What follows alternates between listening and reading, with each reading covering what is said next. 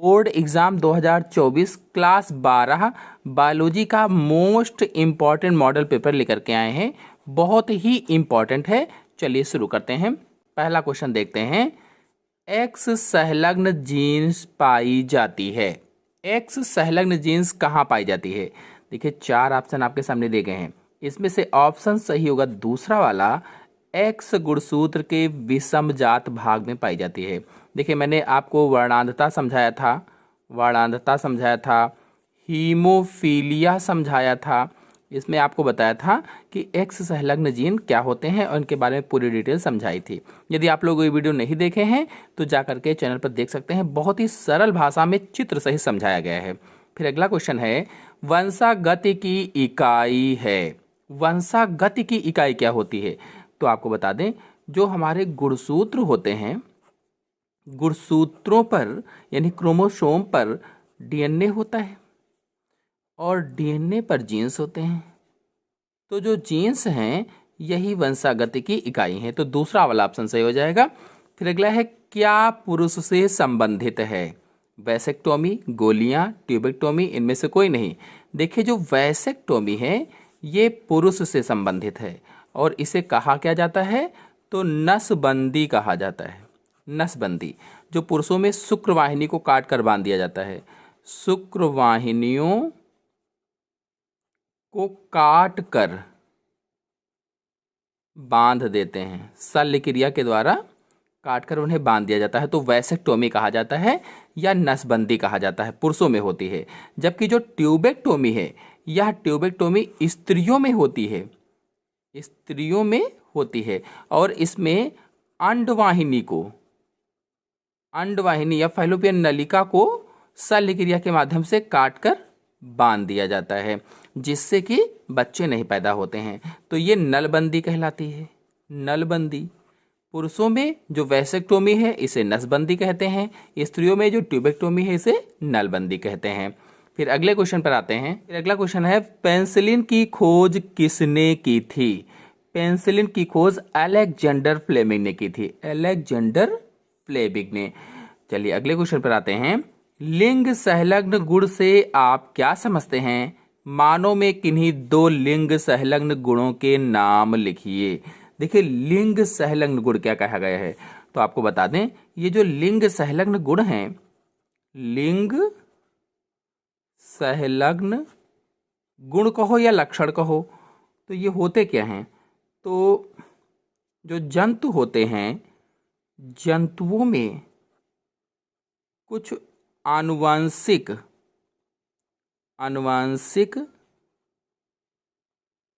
लक्षणों की वंशागति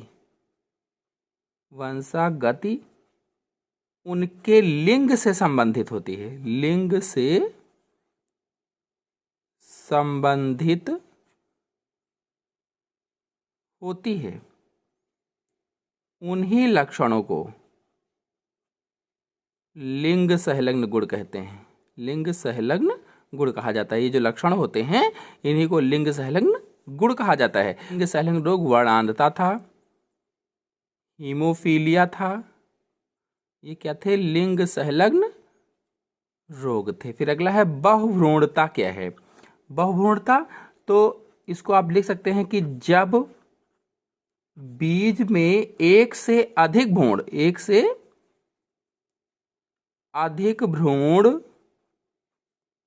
उत्पन्न हो जाते हैं तो उसे ही बहुभ्रूणता कहते हैं। जब बीज है कोई, उस बीज में एक से अधिक भ्रूण उत्पन्न हो गए हैं तो उसे ही क्या कहा जाता है? बहुभ्रूणता कहा जाता है। और आपको बता दें, जो बहुभ्रूणता है इसकी खोज किसने की थी? तो एंटोनी वान ल्यूवेनहॉक ने सन 1719 में की थी। और किसमें? तो संतरे में की थी, संतरे में। और आपको बता दें कि इसमें जो जायगोट होता है वो जायगोट एक से अधिक भागों में टूट जाता है या फिर एक से अधिक भागों में बट जाता है, जिससे बहुत सारे भ्रूण उत्पन्न हो जाते हैं।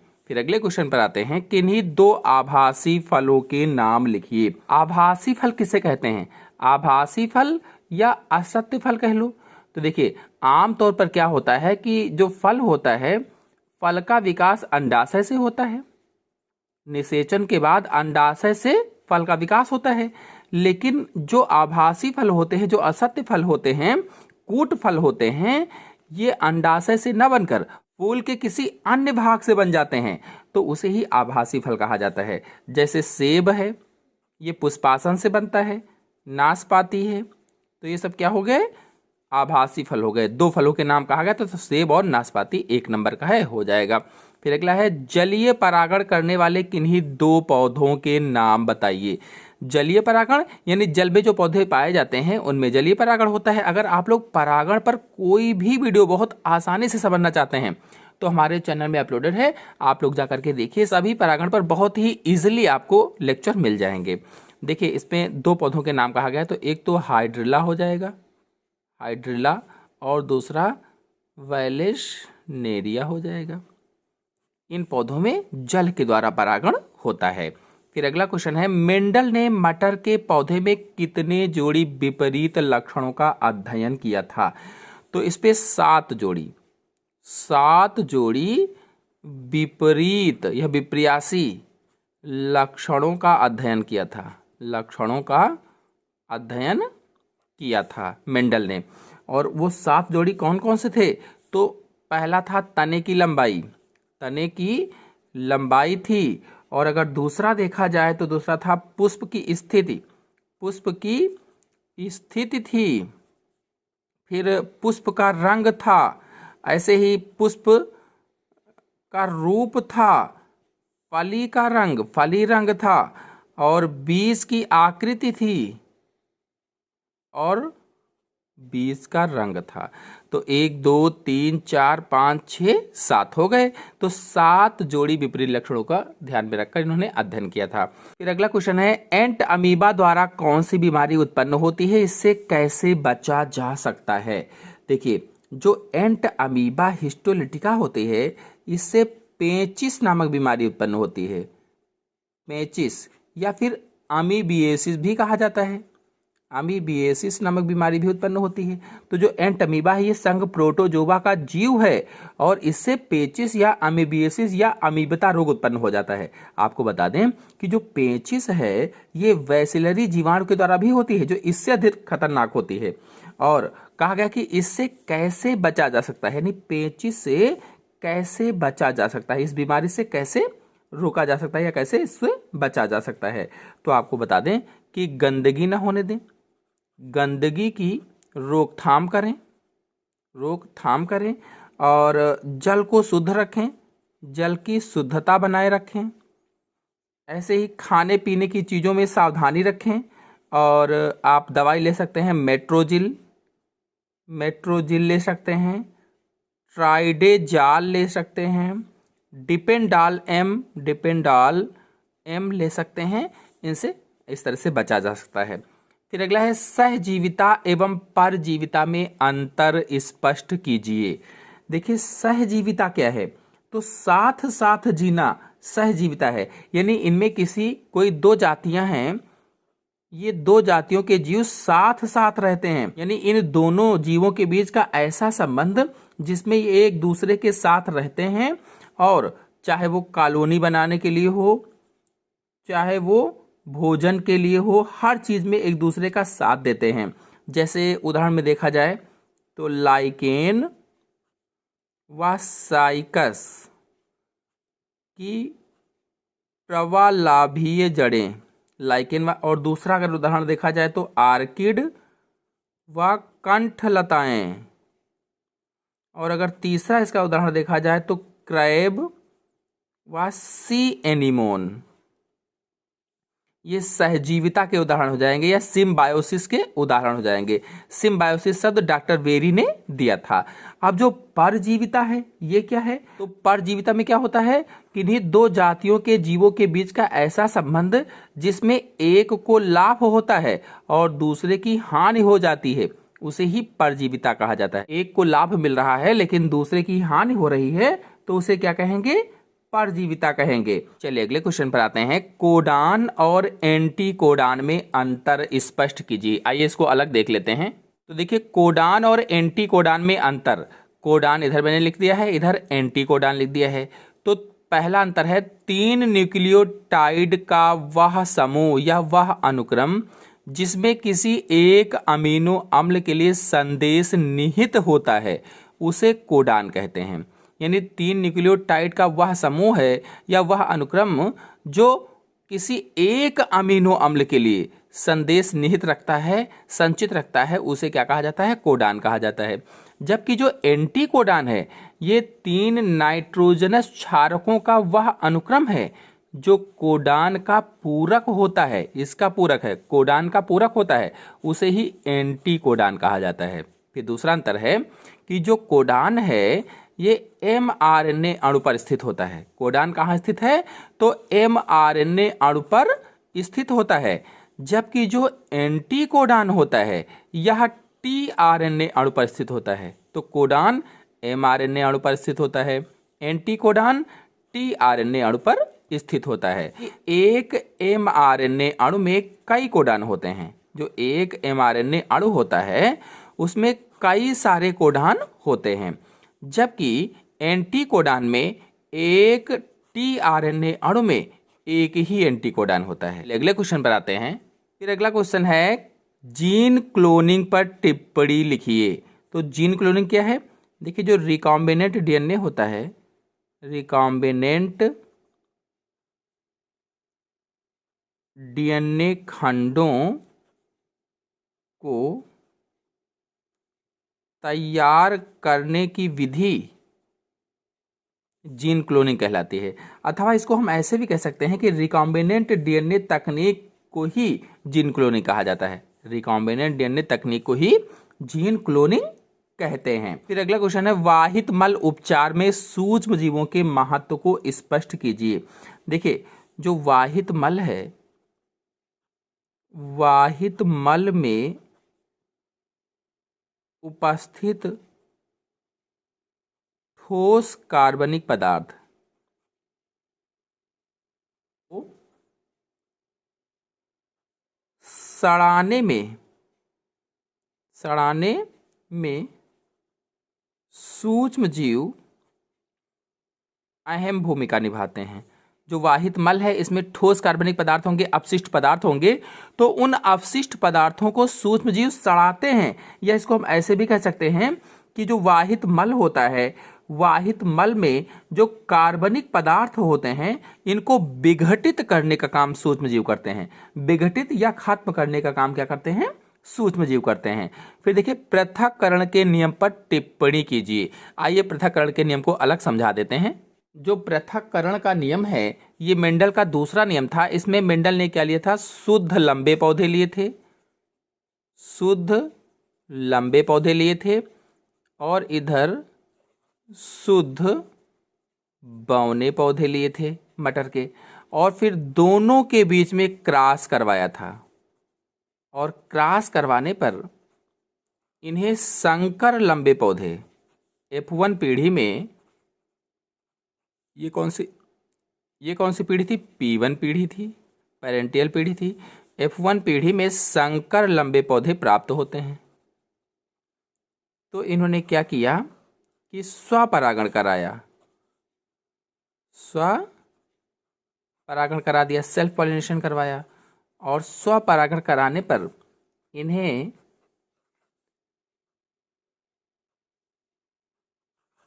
यहाँ पर शुद्ध लंबे पौधे, यहाँ पर संकर लंबे पौधे, और यहाँ पर शुद्ध बौने पौधे 1:2:1 के अनुपात में प्राप्त होते हैं। और ये कैसा अनुपात था? तो ये जीनोटाइप अनुपात था। जीनोटाइप, पृथक्करण के नियम का जीनोटाइप अनुपात, जीनोटिपिक। अगर फिनोटाइप पूछा जाए तो देखिए 1, 2, 3 लंबे पौधे हैं तो 3:1 का अनुपात, ये क्या है? फिनोटाइप अनुपात है। ये फिनोटाइप का अनुपात था। चलिए अगले क्वेश्चन पर आते हैं। अगला क्वेश्चन है जेल इलेक्ट्रोफोरेसिस पर टिप्पणी लिखिए। देखिए जो जेल इलेक्ट्रोफोरेसिस इस पे होता क्या है? तो वांछित जीन वाले डीएनए खंड को अलग करने की प्रक्रिया ही जेल इलेक्ट्रोफोरेसिस कहलाती है। वांछित जीन वाले डीएनए खंड को अलग करने की प्रक्रिया को क्या कहा जाता है? जेल इलेक्ट्रोफोरेसिस कहा जाता है। और आपको बता दें कि इसके द्वारा डीएनए खंड अपनी लंबाई के अनुसार अलग अलग बैंड पर इकट्ठा हो जाते हैं। लंबाई के अनुसार कौन छोटा है कौन बड़ा, तो जो बड़े वाले थे वो पहले, फिर धीरे धीरे करके छोटे वाले, इस तरह से। फिर अगला है पारिस्थितिक तंत्र में ऊर्जा प्रवाह को समझाइए। आइए इसको अलग समझा देते हैं। देखिए, एक पारिस्थितिक तंत्र में ऊर्जा का प्रवाह अगर देखा जाए तो एक दिशीय होता है, एक दिशीय होता है। एक पारिस्थितिक तंत्र में ऊर्जा का प्रवाह एक दिशीय होता है। देखिए, जैसे हरी घास है, हरी घास इसको खाया हिरण ने और हिरण को खाया शेर ने। हरी घास को हिरण ने खाया और हिरण को शेर ने खा लिया। अब मान लेते हैं कि जो हरी घास है इसके पास 1000 जूल ऊर्जा थी, 1000 जूल ऊर्जा। अब जब हिरण ने इसको खाया तो 10% ऊर्जा इसको प्राप्त होती है। 10% का नियम है, 10% ऊर्जा इसको प्राप्त हो जाएगी, से सभी वायुमंडल में व्यय हो जाएगी। अब इधर जब शेर हिरण को खाएगा, शेर हिरण को खाएगा तो क्या होगा कि 10%, अब इसको जब 10% प्राप्त हुई तो यहाँ 100 जूल बची। 10%, 1000 का 10% 100 जूल होगा। अब 10% शेर को मिली, से सभी वायुमंडल में व्यय हो गई, तो 10% इसका कितना होगा? 10 जूल ऊर्जा शेर को मिली। और अधिक जानकारी के लिए आप हमारे चैनल से वीडियो देखिए, अच्छे से समझिए, तुरंत समझ में आ जाएगा। चलिए अगले क्वेश्चन पर आते हैं। फिर देखिए, अगला क्वेश्चन है, उत्पादक व उपभोक्ता में अंतर स्पष्ट कीजिए। तो इधर लिखते हैं उत्पादक, इधर लिखते हैं उपभोक्ता। अब अगर पहले अंतर को देखा जाए तो वह जीव जो अपना भोजन स्वयं बनाते हैं, स्वयं बनाते हैं, उत्पादक कहलाते हैं, उत्पादक कहलाते हैं। जबकि जो उपभोक्ता हैं तो इसमें क्या होगा? उपभोक्ता वह जीव हैं जो अपना भोजन स्वयं नहीं बनाते, स्वयं नहीं बनाते हैं, ऐसे जीवों को उपभोक्ता कहते हैं। और ऐसे जीव जो अपना भोजन स्वयं बनाते हैं उसे उत्पादक कहते हैं। अब उत्पादक में जैसे हरे पौधे, और इसमें जैसे शाकाहारी जीव, मांसाहारी जीव आदि आ जाएंगे, तो ये सभी क्या हो जाएंगे? उपभोक्ता हो जाएंगे। और अधिक अंतर जानने के लिए आप हमारे चैनल से वीडियो देखिए, बहुत ही सरल भाषा में चित्र सहित अंतर समझाया है, जा करके देख लीजिए, सर्च करके तुरंत समझ में आ जाएगा, या फिर डिस्क्रिप्शन में लिंक भी हम दे देंगे। चलिए अगले क्वेश्चन पर आते हैं। देखिए 5 का है, अंडाणु जनन से क्या समझते हैं? सचित्र वर्णन कीजिए। अंडाणु जनन, तो इसकी एक परिभाषा क्या होगी कि जो मादा होती है, मादा के अंडाशय की जनन एपिथीलियम कोशिकाओं से अंडाणु बनने की क्रिया अंडजनन कहलाती है। ऐसे ही शुक्र जनन हो जाएगा कि नर के वृषण की जनन एपिथीलियम कोशिकाओं से शुक्राणु बनने की क्रिया शुक्र जनन कहलाती है। तो यहाँ पर पूछा गया था अंडाणु जनन से क्या समझते हैं, तो लिखेंगे मादा के अंडाशय की जनन एपिथीलियम कोशिकाओं से अंडाणुओं के बनने की क्रिया ही अंडजनन कहलाती है। अब देखिए आगे क्या है, सचित्र वर्णन कीजिए अंडजनन की। तो देखिए जो अंडजनन की प्रक्रिया है, अंडजनन अलग बता देते हैं। देखिए जो अंडजनन की प्रक्रिया है ये मुख्य रूप से 3 पदों में पूरी होती है। पहला पद कौन सा है? गुणन प्रावस्था, गुणन प्रावस्था। दूसरा पद है वृद्धि प्रावस्था। तीसरा पद है परिपक्वन प्रावस्था। ये 3 पद हैं। अगर चित्र को देखा जाए तो जैसे ये मान लेते हैं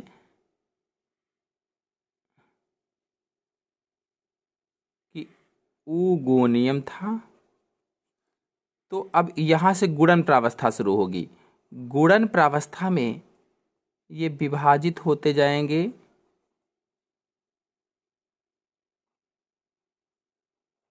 ये गुणन प्रावस्था कहलाती है। इस तरह से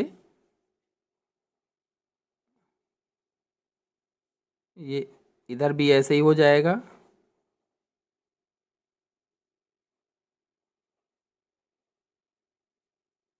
ये पूरी क्या हो गई? गुणन प्रावस्था हो जाती है। और इसके बाद इस गुणन प्रावस्था में आपको बताने क्या होता है कि सूत्री विभाजन होता है। सूत्री विभाजन के द्वारा गुणन प्रावस्था होती है। अब इसके बाद यहां से एक को देखा जाए, अगर केवल एक में देखा जाए तो यहां से वृद्धि प्रावस्था शुरू होती है, ये वाली। तो वृद्धि प्रावस्था यहां से शुरू हो जाएगी।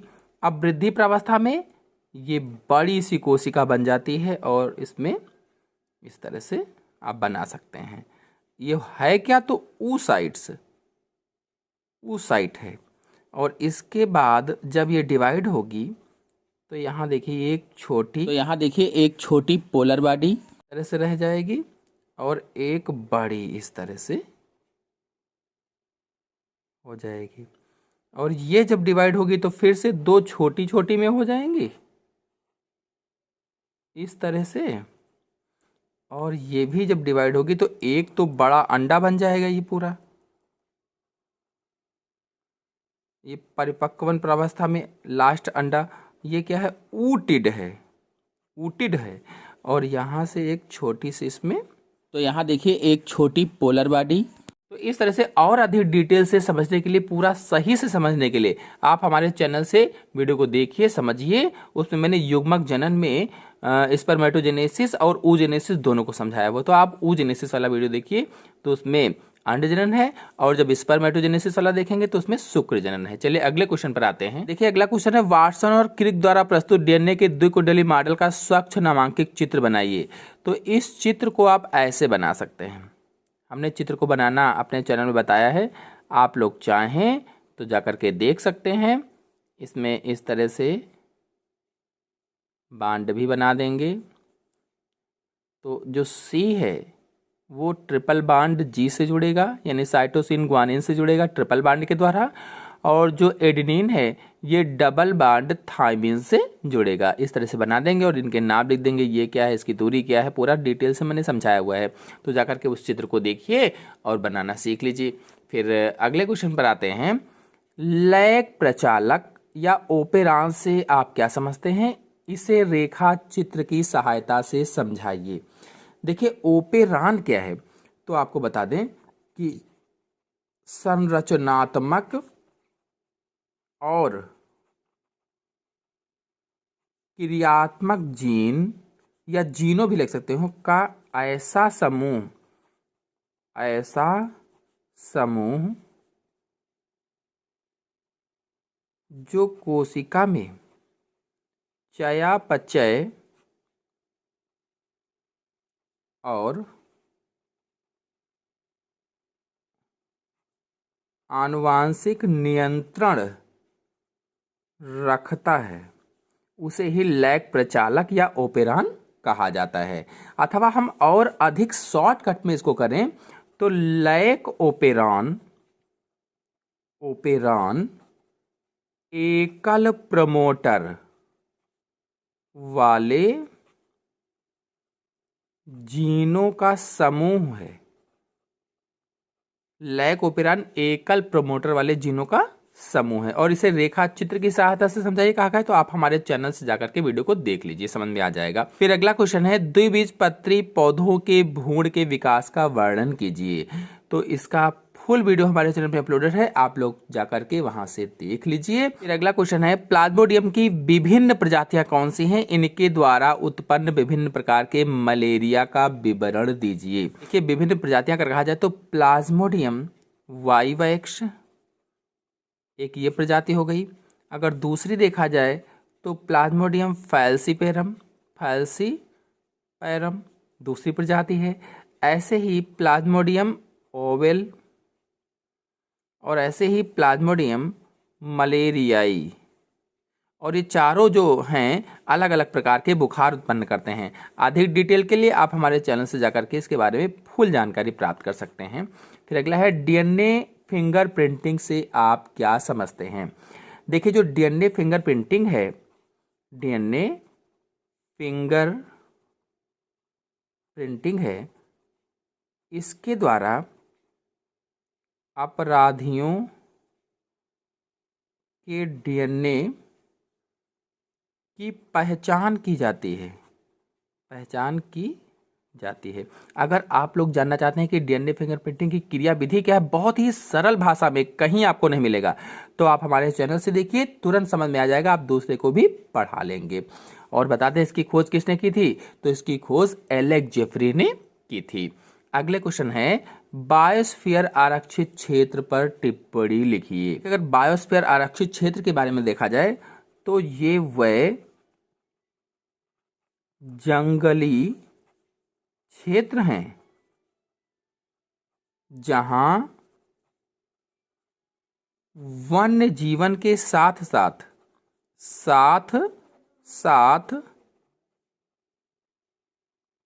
कुछ पौधों को भी संरक्षण प्राप्त होता है। यानी ऐसे जंगली क्षेत्र जहां वन्य जीवन के साथ साथ कुछ पौधों को भी संरक्षण प्राप्त होता है। वन के जो जंतु हैं उसके साथ साथ कुछ पौधे भी संरक्षण प्राप्त करते हैं, तो उसे ही बायोस्फीयर आरक्षित क्षेत्र कहा जाता है। और आपको बता दें, यहाँ जो पेड़ पौधे हैं, पेड़ पौधों और जंतु जो पाए जाते हैं, बिना किसी बाहरी हस्तक्षेप के फलते फूलते रहते हैं। यानी बिना किसी हस्तक्षेप के उन्हें फलने फूलने दिया जाता है। फिर देखिए अगला क्वेश्चन है, निम्न पर टिप्पणी कीजिए। थैलेसीमिया क्या है, तो आपको बता दें कि यह अप्रभावी जीन द्वारा नियंत्रित होता है। अप्रभावी जीन द्वारा नियंत्रित होता है। और साथ ही साथ क्या होता है कि इस रोग से पीड़ित मानव में हीमोग्लोबिन का संश्लेषण नहीं होता है। यानी हीमोग्लोबिन नहीं बनती है थैलेसीमिया में। ये अप्रभावी जीन के द्वारा नियंत्रित होता है और इस रोग से पीड़ित मानव में हीमोग्लोबिन का संश्लेषण नहीं होता है। अब देखिए टीआरएनए पर टिप्पणी लिखना है, तो इसे ट्रांसफर आरएनए कहा जाता है। ट्रांसफर आरएनए कहा जाता है टीआरएनए को। और ये थोड़ा सा आपको लिख के बता देते हैं, कोशिका द्रव्य में उपस्थित एमिनो अम्लों के अणुओं को राइबोसोम तक ले जाते हैं। जो कोशिका द्रव्य में अमीनो अम्ल होते हैं उनके अणुओं को राइबोसोम तक ले जाते हैं टीआरएनए, इसलिए इसे ट्रांसफर आरएनए कहा जाता है। और एमआरएनए के कोडान के अनुरूप mRNA कोडान के अनुरूप उन्हें पॉलीपेप्टाइड श्रृंखला में स्थापित करते हैं, इसके बाद फिर से लौट जाते हैं। चलिए अगला क्वेश्चन देखते हैं। आनुवांशिक विविधता क्या है? जैव विविधता क्षति के कारणों का उल्लेख कीजिए। तो जब कोई आनुवांशिक स्तर पर विभिन्नता होती है तो उसे ही आनुवांशिक विविधता कहा जाता है। आनुवांशिक स्तर पर विभिन्नता है, वेरिएशंस है, तो उसे आनुवांशिक विविधता कहते हैं। जैसे हमारे देश में धान जो है, धान की लगभग 50,000 जातियां हैं। हमारे देश में जैसे धान की लगभग 50,000 जातियां हैं, ऐसे ही आम की अगर देखा जाए तो 1,000 से अधिक जातियां हैं। तो ये आनुवांशिक रूप से भिन्न जातियां हैं, अलग अलग प्रकार की आनुवांशिक रूप से भिन्न जातियां होती हैं। फिर अगला है, निम्नलिखित पर टिप्पणी लिखिए। बैकक्रॉस मानव परियोजना। तो जो बैकक्रॉस है, जैसे इसमें कैपिटल टीटी और स्मॉल टीटी, ये शुद्ध लंबे और शुद्ध बौने पौधे लिए थे, क्रॉस करवाया था तो यहाँ संकर लंबे पौधे प्राप्त हुए थे। तो ये थी P1 पीढ़ी और ये थी F1 पीढ़ी। तो F1 पीढ़ी का P1 पीढ़ी के किसी भी जनक से जब क्रॉस कराया जाता है तो उसे बैक क्रॉस कहा जाता है। यानी F1 पीढ़ी का अगर इससे इस जनक से करवा दें या फिर इस जनक से करवा दें तो इसे ही बैक क्रॉस कहा जाता है। अधिक जानकारी के लिए आप हमारे चैनल से वीडियो को देख सकते हैं। फिर है मानव जीनोम परियोजना। तो जो मानव जीनोम परियोजना है, ये विशाल अंतरराष्ट्रीय परियोजना है और इसका मुख्य